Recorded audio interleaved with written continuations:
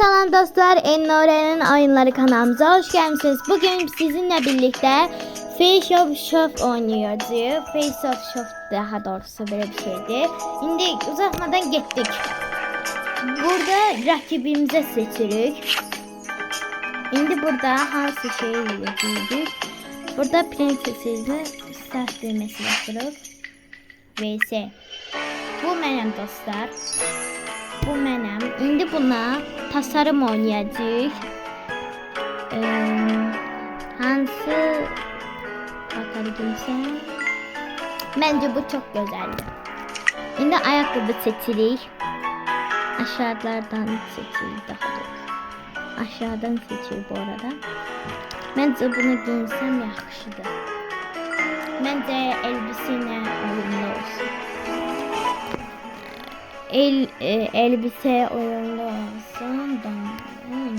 İndi çantamızı seçirik. Çanta da adı elbiseyle uyumlu olsun. Dostlar bu arada kanalımıza abone olmayı, video beğenmeyi unutmayın. İndi sep seçirik.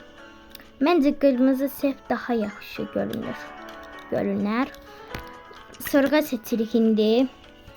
Kırmızı sırğa seçtim sepine uygun. İndi bir dənə tac seçəcəyik. Tac olarak da yok, belə olmadı. Tac olarak bundan ben de bu kalsın. İndi bileklik kimi bir şeyler seçəcəyik. Qolbaq kimi.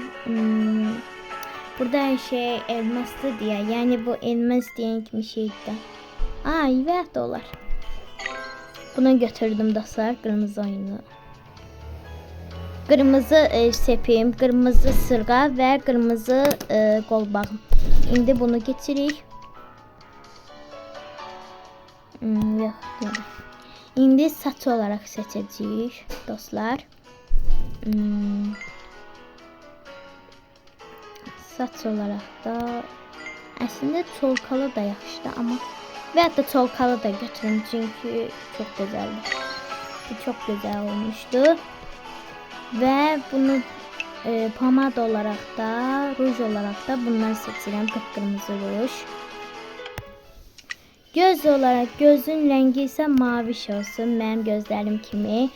Özdəki bu mənə oxşayır. Yəni çolkalı qız mənəm. Bir də ki mavi göz də mənəm. Və enlik seçirik. Enlik olarak da bunu seçtim. Bunu seçtim. Çok güzeldi. Sade kimi şık. Sade şık kimi görünür. Ve kirpik seçirik. Kirpik şey deyirlər ondan. Maskara. Bunu seçirəm. Göz teli de olarak da göz teli ise bunu seçirəm. Çünkü çok güzeldi. Qaş olarak da ben bunu seçirəm. Ve çok güzel göründü. İndi ise yarışma şeyleri. Rakibimiz de gelir bu arada. 3, 2, 1. Tacı olarak mümkün. Tacı mümkünden görüp eləyib. Ben seçsem oldu. Rakibimiz de 78. Yani bu demek olar ki ben kazandım. You win! Ve bu kadar.